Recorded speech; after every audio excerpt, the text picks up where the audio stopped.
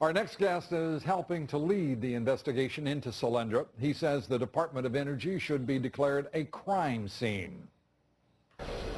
They're trying to cram $8 billion more out the door. Hell yes, we took that money back.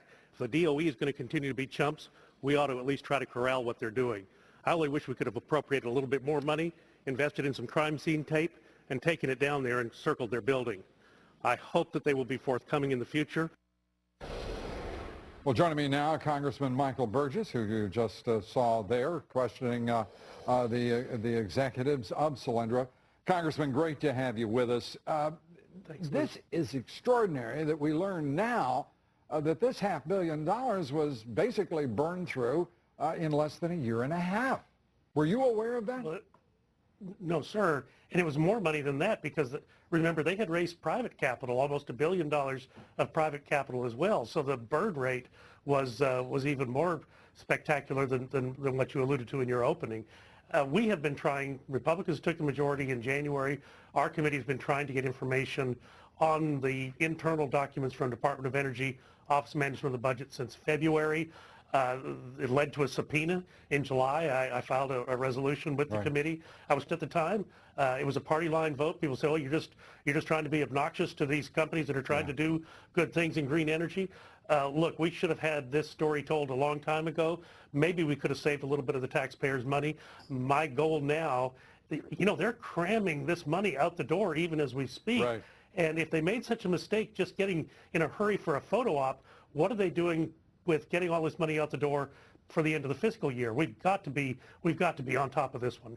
On top of this, and as our White House, our senior White House correspondent, Ed Henry reported, just last year, October and November, Stephen Chu, the head of the Department of Energy, is telling everyone that everything is just perfect, basically, at Solyndra, and it had only effectively two more months of operations in which it had money to exist. This investigation of yours, how far is it going to go, and what are the impediments, the obstacles you expect to run into?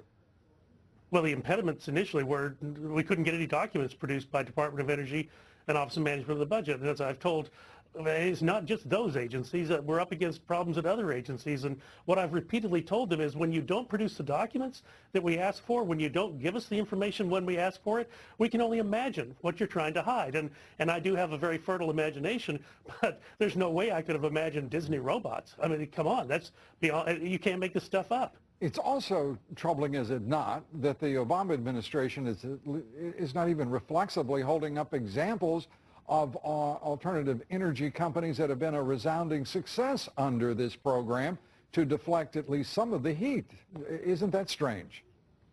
Well, it's strange, and you know, the reports on the news today that another $1 billion did go out from Department of Energy. Solyndra was kind of a liar in that they were a manufacturing plant, and most of the loan guarantees are for generational activities. They actually generate power, generate electricity. But nevertheless, you can't escape the fact that this stuff was done in a hurry. Their own internal documents said, don't let us get jammed again, that this company will be out of money by September of 2011, and that memo was written 2 years ago. Right. This is the kind of stuff that they should have, you just can't believe it was happening. They should have hired that forecaster, that analyst, because that is extraordinary forecasting by any standard. Congressman, we thank you very much for being with us here. Congressman Michael Burgess. Thanks, Lou.